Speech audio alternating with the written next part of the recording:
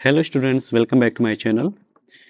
हम इस वीडियो में लगाएंगे जो मोस्ट रिपीटेड क्वेश्चंस हैं ऑफ कोऑर्डिनेट ज्योमेट्री, जो सन 2026 में आने के जिनके ज़्यादा चांसेस हैं। ठीक है। मैं एक वीडियो इसका अपलोड कर चुका हूं जिसमें से 2 और 3 नंबर हो चुका है ना।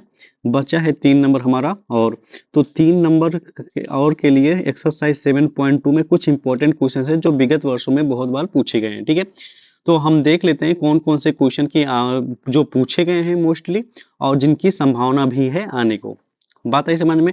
अगर ये दोनों वीडियो आप देख लेते हैं, आपके 6 मार्क्स क्या हो जाते हैं, पक्के हो जाते हैं। ठीक है, वो कहीं नहीं जाने वाला। ठीक। इसमें का एक केस बेस्ड क्वेश्चन भी कभी कभी पूछ लेता है, जैसा कि आपके एक्सरसाइज 7.2 में तीसरा क्वेश्चन नंबर 3 है। ठीक है, आप एनसीईआरटी बुक देखेंगे, वो केस बेस्ड क्वेश्चन है। उसको मैं अलग से वीडियो बनाऊंगा। ठीक है। तो जो लेंदी क्वेश्चन हैं उनका मैं एक अलग से सारे चैप्टर का वीडियो बनाऊंगा, जिससे सारे लेंदी क्वेश्चन एक वीडियो में रहे, आपको देखने में आसानी रहे। वो मोस्ट इंपॉर्टेंट है, उनमें से कोई ना कोई आएगा। ठीक है। तो मैं शुरू से लेकर लास्ट तक वो बना दूंगा। तो बिना लेट किए आज ये क्वेश्चंस शुरू करते हैं, लगाते हैं। ठीक है। तो पहला क्वेश्चन है, find the coordinates of the point of the transaction of the line segment joining 4 comma -1 and -2 comma -3। ठीक है। तो एक लाइन है हमारी, ड्रा कर लेते हैं एक लाइन। बताइए समझ में। तो इसका 4 कामा -1 है, और क्या है -2 कामा -3। पॉइंट ऑफ ट्राई सेक्शन पता करना है। ठीक है। तो ट्राई सेक्शन वाला पॉइंट क्या है। ठीक है। तो ये हमारी कोई लाइन है, मान लेते हैं ए बी, इसे मान लेते हैं सी और डी। यहाँ पे कोई कोऑर्डिनेट एक्स वाई है, यहाँ पे पी और क्यू मान लेते हैं। ठीक है। तो ट्राई सेक्शन मीन्स बराबर, 3 बराबर भागों में डिवाइड करने वाला। ठीक है। तो जितनी डिस्टेंस ये होगा, अगर 1 यूनिट तो ये भी 1 यूनिट, ये भी 1 यूनिट। अगर मैं डी का लूं, डी से का पॉइंट हमें पता करना है, तो इतनी दूरी क्या हो जाएगी, 2 यूनिट लेंथ हो जाएगा। ये कितना हो जाएगा, 1 यूनिट। बात आई समझ में। ये यम हो जाएगा, ये क्या हो जाएगा आपका, यन हो जाएगा। ठीक। तो अकॉर्डिंग टू क्वेश्चन ना, तो x equals to, section formula लगाएंगे mx2 प्लस nx1 अपान में m प्लस n। ठीक है। और y इक्वल्स टू क्या होता है, m y2 plus n y1 अपान में m प्लस n। तो बेटा x1 x2 क्या है, तो मान लेते हैं हमारा ये है x1 y1, ये है x2 y2। बात समझ में आई। और आ जाओ तो लगाते हैं, इसे ऐसे लिख लेते हैं। तो x की वैल्यू m की वैल्यू क्या है बेटा, 2 है। क्या है, 2। तो 2 इंटू x2 की वैल्यू क्या है, -2 प्लस n की वैल्यू क्या है, 1, और x1 की वैल्यू क्या है, 4, और पान में 2 प्लस 1। ओके। ये हमारा x का मान है। y का मान क्या हो जाएगा, y की वैल्यू आएगी, m का मान 2, y2 का है 3, और वो कैसा 3 है, -3 है। ठीक है, -3। तो साइन का विशेष ध्यान रखेंगे जिससे इरर ना हो। प्लस में 1 into Y two Y one. ठीक है। ये y1 है, तो y1 की वैल्यू हमारी है -1, अपॉन में क्या हो जाएगा, 2 प्लस 1। ओके। तो 2 टू जा 4, -4 हो जाएगा, प्लस में 4 1 जा 4, अपॉन में 2 प्लस 1 कितना हो जाएगा, 3। ओके। 2 3 जा 6, और 1 1 जा 1 अपान में 3। ठीक है। तो 4 0/3, तो -7/3। तो आ जाएगा ओवरऑल 0 और -7/3। तो एक कोऑर्डिनेट आया क्या हमारा, 0 -7/3। ठीक है। और अब आ जाओ दूसरा कोऑर्डिनेट निकालते हैं। बात है समझ में। ये किसका कौन सा पॉइंट है, ये डी है। ठीक है। डी हम थोड़ा सा इसे हाईलाइट ऐसे कर लेते हैं। ओके। नेक्स्ट कोऑर्डिनेट निकालने के लिए ऐसे कर लेते हैं। अब हमारा कौन सा पॉइंट है, सी। सी के लिए फिर से फार्मूला हम लगाएंगे, क्या लगाएंगे, यम x2 प्लस n x1 अपान में m प्लस n, ठीक है, और M Y two plus N Y one upon में m प्लस n। तो बेटा ये x1 और x2 चेंज नहीं होगा, लेकिन आपको ध्यान रखना होगा एक चीज आपका चेंज हो जाएगा, ठीक है। थोड़ा सा इसको इरेज कर देते हैं।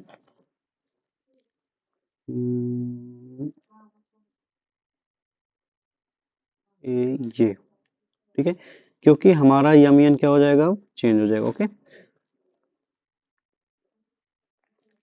ये हमारा x1 था, y1 ये रिमेन सेम रहेगा। अगर मैं c कोऑर्डिनेट ले रहा हूँ तो इसके यहाँ तक दूरी क्या है, 1। अब यहाँ की क्या हो जाएगी, 2 हो जाएगी। तो यम 1 हो जाएगा, n क्या हो जाएगा, n हमारा क्या हो जाएगा, 2 हो जाएगा। ओके, तो फार्मूला तुरंत लगाएंगे अब।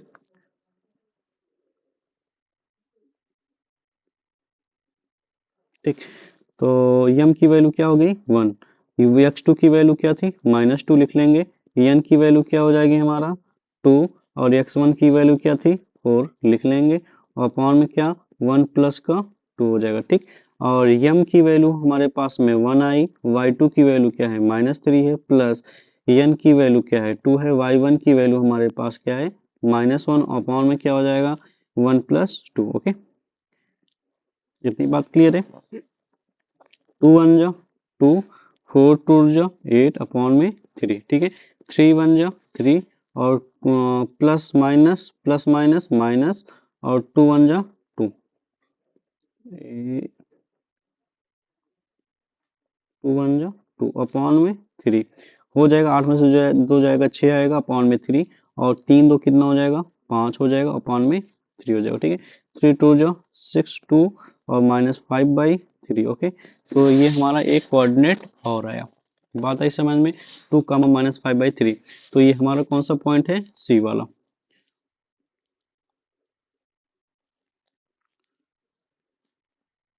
ठीक है, तो हम लिख सकते हैं देयरफॉर पॉइंट्स पॉइंट्स 0, -7/3 और and 2, -5/3 are trisect joining point। किसको किसको ट्राइसेक्ट कर रहा था, 4, -1, एंड दूसरा वाला हमारा क्या है, -2, -3। ठीक है, दिस इज योर आंसर। ठीक है, आई होप ये आपको समझ में आया होगा। ठीक है, सेक्शन फार्मूला का क्वेश्चन सारे बहुत इजी होते हैं, बस लगाने में थोड़ा लेंदी हो जाता है, क्योंकि बार बार फ्रैक्शन उसमें आता रहता है। ठीक है, तो आ जाते हैं, नेक्स्ट क्वेश्चन है, कह रहा है कि find the ratio in which line segment joining 1, -5 and -4, 5 is divided by the x axis. ठीक है, एक तो ऐसा है, एक क्वेश्चन और है। तो हम मान लेते हैं कि ये हमारा है ए, इसका कोऑर्डिनेट क्या है, 1, -5, और बी का कोऑर्डिनेट क्या है हमारा, -4, 5। बात आई समझ में। मान लेते हैं एक्स एक्सिस इसको डिवाइड कर रहा है, तो एक्स एक्सिस अगर डिवाइड करेगा, वाई की वैल्यू क्या हो जाएगा, 0। ठीक है, मान लेते हैं किस रेशियो में डिवाइड कर रहे हैं, एम रेशियो और एन में, या जब भी ऐसा रहे तो हम जनरली मान लेंगे के रेशियो। के से आपका आसान हो जाएगा, जल्दी से आंसर आ जाएगा, के रेशियो 1 में। तो मान लेते हैं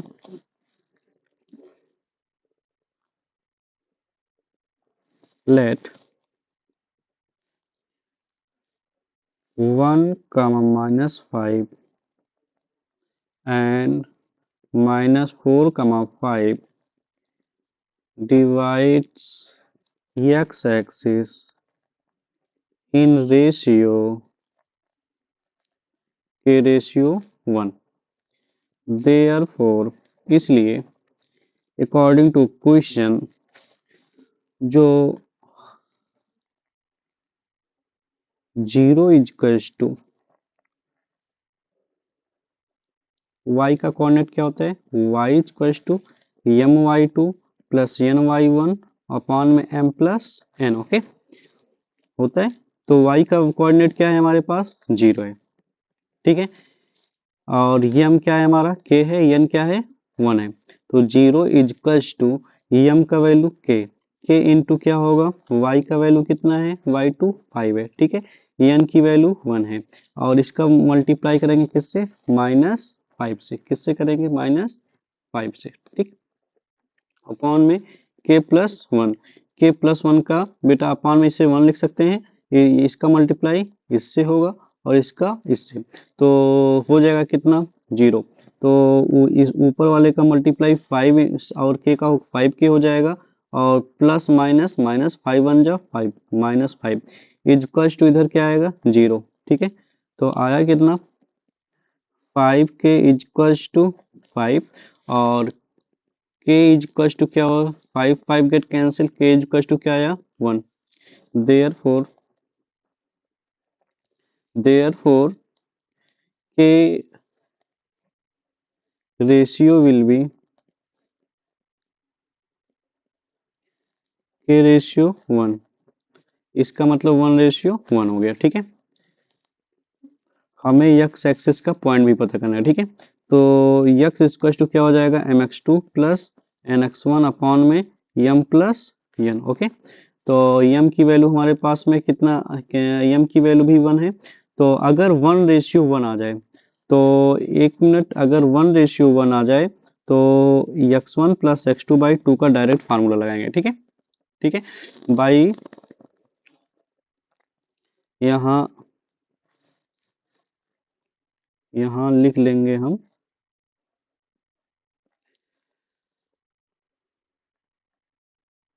बाई मिड पॉइंट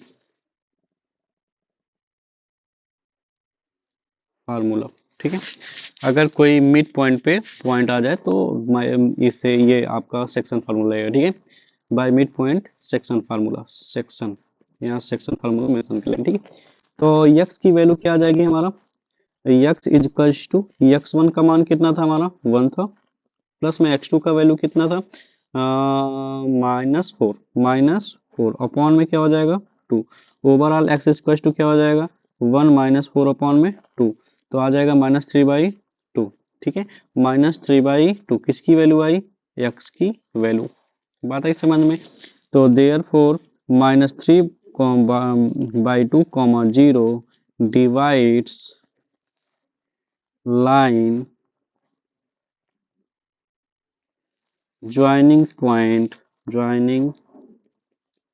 पॉइंट्स, कौन कौन सा points, 1,5 and -5 and -4,5 in the ratio of 1:1, this is your answer, बात है समझ में, आई होप आपको ये भी समझ में आया होगा, ठीक,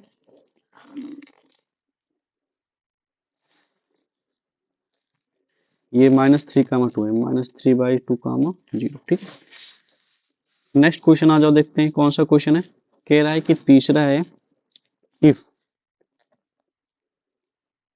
solution, if 1, 2, 4, y, x, 6 and 3, 5 are the vertices of a parallelogram taken in order, find x and y, बेटा हम पैरेललोग्राम बना लेते हैं, क्या बना लेते हैं, parallelogram,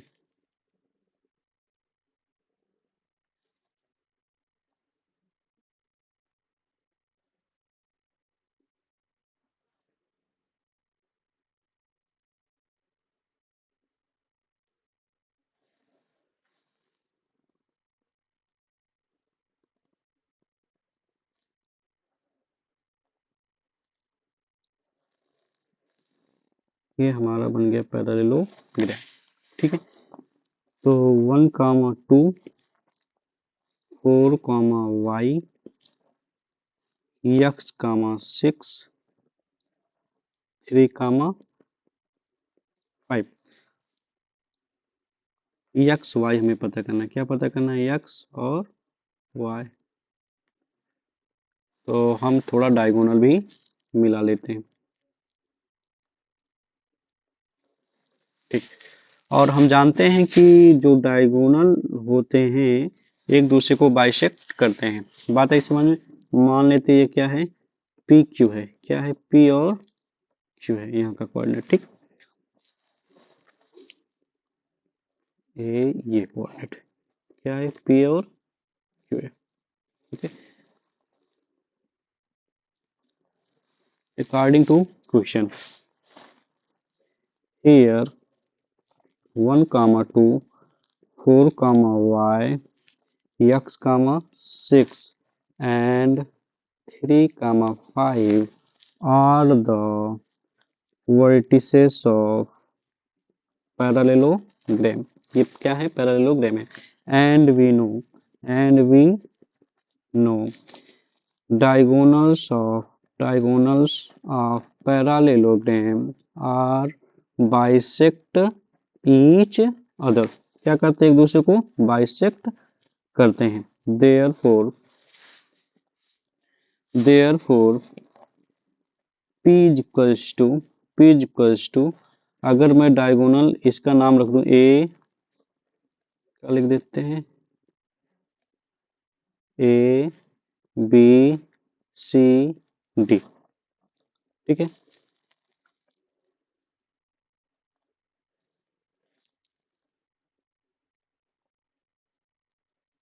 therefore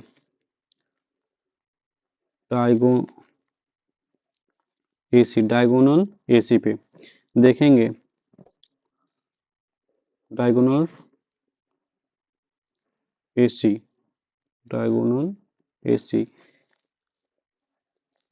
point O,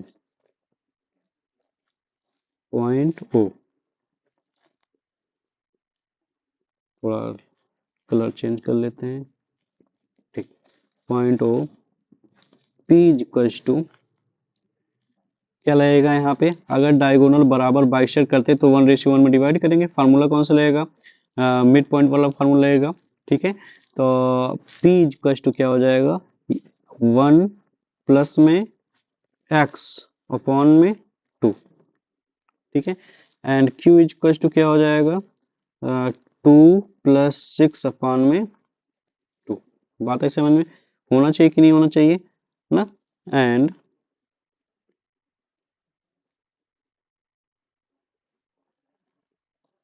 and यही साथ ही पैरेलल में लिख लेंगे, क्या लिख लेंगे, ऊपर लिख लेंगे ऑन डायगोनल कौन सा डायगोनल है हमारे पास में, बी डी पॉइंट ओ से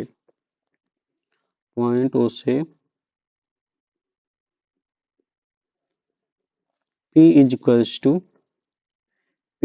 टू क्या बनेगा, 4 प्लस 3 अपॉन में 2, 4 प्लस 3 अपॉन में 2 एंड Q इक्वल्स टू क्या बनेगा, Q इक्वल्स टू बनेगा 5 प्लस y अपॉन में 2 ना। तो बेटा देखो ये दोनों किसका है, पॉइंट P ना। इसे इक्वेशन फर्स्ट बनाओ, इसे equation second. From equation first and second से क्या पता चलता है, तो ये P का पॉइंट 4 प्लस 3 अपॉन में 2 इज इक्वल टू क्या हो जाएगा, 1 प्लस एक्स अपॉन में 2, ओके। एंड 6 प्लस 2 कितना, 8/2 इज इक्वल टू क्या, 5 plus Y by 2 two get cancel हो जाएगा दोनों तरफ, तो 7 इक्वल्स टू 1 प्लस एक्स आएगा and 8 equals to 5 plus Y आएगा, ठीक है। इसको लेफ्ट हैंड साइड लेके जाएंगे तो 1 इक्वल्स टू एक्स आएगा and 8 minus 5 equals to Y आएगा, ठीक है। 7 में से 1 जाएगा, कितना आएगा, 6, तो एक्स की वैल्यू आएगी क्या, 6 और वाई की वैल्यू क्या आएगी, 3। बात आई समझ में। तो एक्स वाई की वैल्यू पता करना था और जो कि हम पता कर लिए, ठीक है। तो इसमें क्या लगाएंगे, मिड पॉइंट वाला फार्मूला लगाएंगे, सेक्शन फार्मूला, ठीक है। बहुत आसान है, थोड़ा सा लैंग्वेज आपको लिखना पड़ेगा और डायगोनल भी आपको देखना पड़ेगा, ठीक है। आई होप ये आपको अच्छे से समझ में आया होगा, ठीक है। अब चलते हैं नेक्स्ट क्वेश्चन लगाते हैं। नेक्स्ट क्वेश्चन क्या है हमारा, कह रहा है कि find the coordinate of point A where A B the diameter of the circle. आओ जो पहले क्या बनाएंगे हम, एक सर्कल, एक सर्कल बनाते हैं।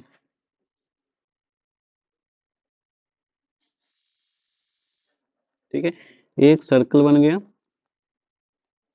This is the diameter of the circle होगी ए बी। मान लेते हैं ओ क्या है, इसका सेंटर है, और सेंटर का कोऑर्डिनेट दिया गया है 2, -3 दिया गया है। ठीक है, एंड बी का कोऑर्डिनेट दिया है, क्या दिया है, 1, 4। बात आई समझ में? क्या कह रहा है, कह रहा है find the coordinate of A, coordinate of A. तो solution, we know, we know center of the circle is in the mid of diameter. Therefore, ratio of AB is 1:1 according to question. ठीक है, कौन सा formula लेगा, mid point का formula लेगा, x equal to क्या होगा, x1 + x2/2 और y equal to y1 + y2/2। बात आई समझ में, यही लगेगा। तो इसको मान लेते हैं क्या है हमारा, x1 और y1 है, ये x और y रहता है ये। तो बेटा x की वैल्यू क्या है हमारी, ये ना। तो जब जब भी ये रेशियो हमारा, जब भी हम रेशियो निकालते हैं, लगाते हैं, तो हमारा क्या आता है, हमेशा मिड का आता है। जैसे मैं अगर ये लगाऊं, एक्स वाई पता करना है, यम एन दिया गया है, तो ये x बराबर क्या होता है, x1 और y1, और ये y x2 y2। तब x इक्वल टू क्या होता है, ये इक्वल टू क्या होता है, x1 + x2/2 होता है। मतलब इन दोनों को जोड़ा जाता है। ठीक है, x इक्वल टू ये होता है। बात है समझ में? तो यहाँ पे क्या लिखा जाएगा, ये 2 लिखा जाएगा, क्या लिखा जाएगा, 2। तो 2 equal to x1 plus x2 हमें पता है जो कि 1 है, अपॉन में 2। ठीक है, और y इक्वल टू y भी दिया गया है, y कितना दिया गया है, -3 इक्वल टू y1 हमारा नहीं मालूम है, लेकिन y2 हमें मालूम है जो कि 4 है, अपॉन में 2। तो 2 2 जा 4 इक्वल टू x1 + 1। ठीक है, कॉमा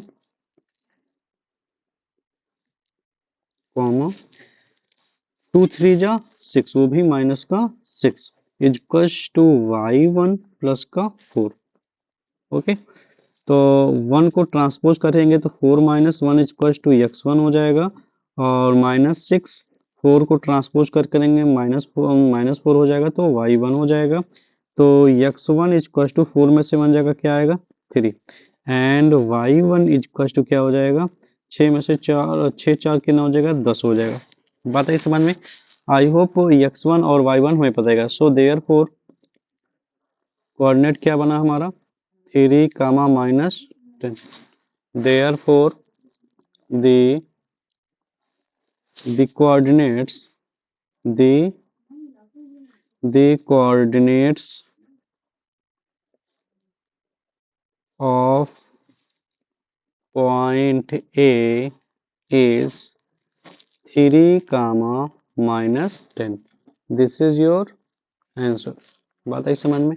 अब हम कौन सा क्वेश्चन लगाएंगे,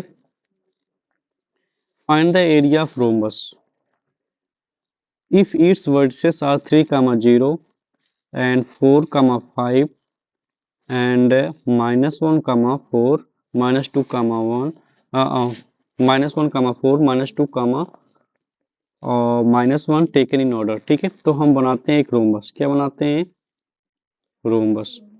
रोम्बस की खास बात क्या है बेटा, ऑल साइड्स आर इक्वल। बात है समझ में?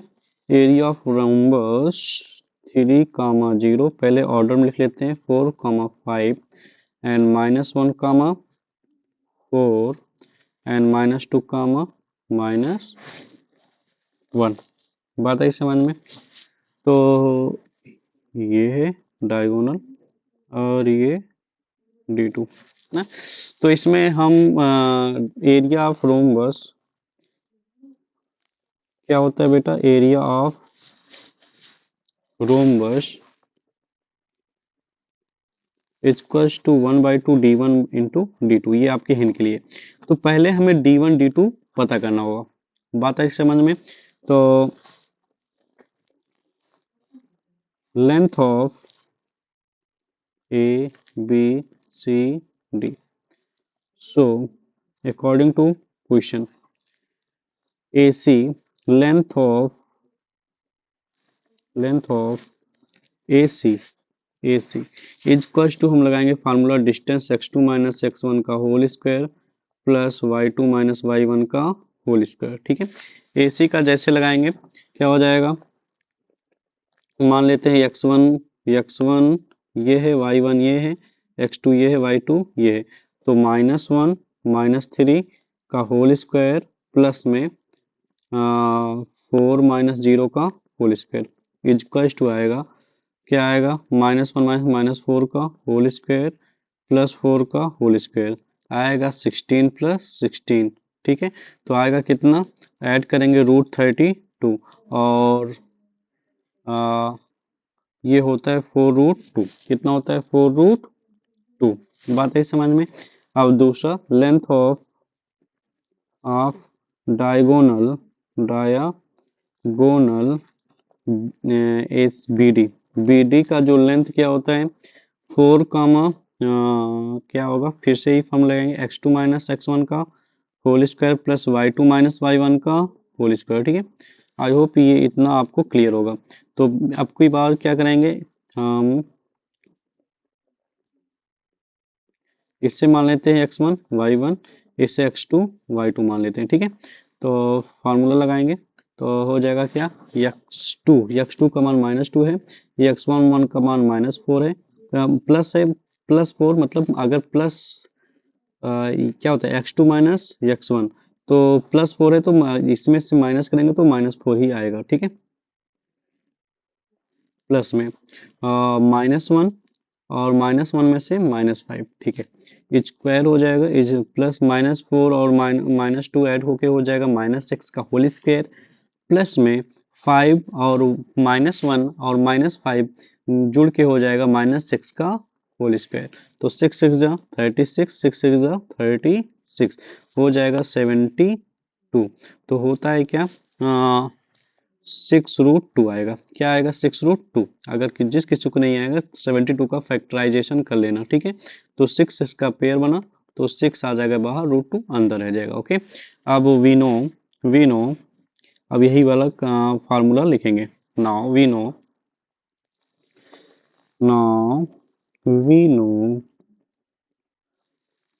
Area of rhombus is equals to half into D1 into D2। ठीक है, हाफ एक का आया था 4√2 आया, दूसरा वाला कितना आया 6√2। ठीक है, तो 2 से कट करेंगे, 2 2 जा 4, तो आया 6 2 जा 12 और √2 क्या हो जाएगा 2, तो 12 2 जा 24 कितना आया 24।